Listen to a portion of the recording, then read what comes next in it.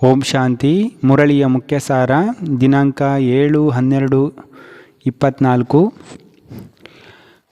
ಬಾಪ್ತಾದ ತಿಳಿಸ್ತಾ ಇದ್ದಾರೆ, ಮಧುರ ಮಕ್ಕಳೇ, ಎಲ್ಲವೂ ಕರ್ಮಗಳ ಮೇಲೆ ಆಧಾರಿತವಾಗಿದೆ. ಸದಾ ಗಮನವಿರಲಿ. ಮಾಯೆಗೆ ವಶೀಭೂತರಾಗಿ ಶಿಕ್ಷೆಗಳನ್ನು ಅನುಭವಿಸುವಂತಹ ಯಾವುದೇ ಉಲ್ಟ ಕರ್ಮವಾಗದಿರಲಿ. ಬಾಪ್ತಾದ ಪ್ರಶ್ನೆ ಕೇಳ್ತಾ ಇದ್ದಾರೆ, ತಂದೆಯ ದೃಷ್ಟಿಯಲ್ಲಿ ಎಲ್ಲರಿಗಿಂತ ಅಧಿಕ ಬುದ್ಧಿವಂತರು ಯಾರು?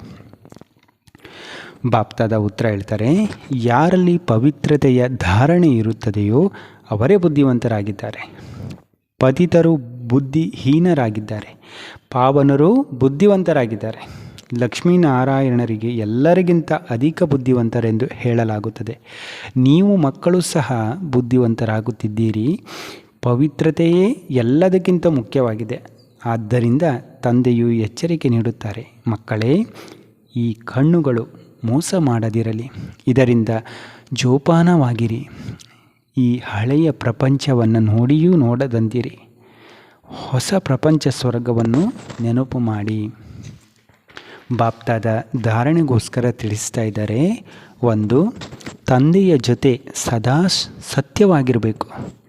ಈಗ ಯಾವುದೇ ತಪ್ಪಾದರೆ ತಂದೆಯಿಂದ ಮುಚ್ಚಿಡಬಾರದು.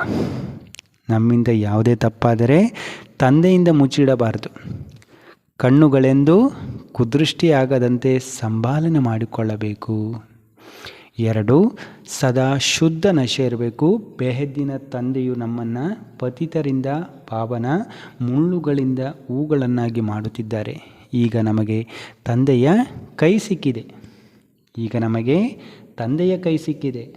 ಇದರ ಆಧಾರದಿಂದ ನಾವು ವಿಷಯ ವೈತರಣಿ ನದಿಯಿಂದ ಪಾರಾಗಿ ಬಿಡುತ್ತೇವೆ. ಬಾಪ್ತಾದ ವರದಾನ ಕೊಡ್ತಾ ಇದ್ದಾರೆ, ಶಕ್ತಿಶಾಲಿ ಬ್ರೇಕ್ ಮೂಲಕ ಸೆಕೆಂಡ್ನಲ್ಲಿ ನಕಾರಾತ್ಮಕವನ್ನು ಸಕಾರಾತ್ಮಕದಲ್ಲಿ ಪರಿವರ್ತನೆ ಮಾಡುವಂತಹ ಸ್ವಪರಿವರ್ತಕರಾಗಿರಿ.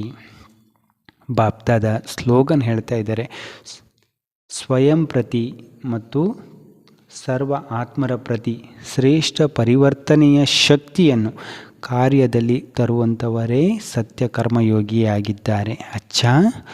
ಓಂ ಶಾಂತಿ.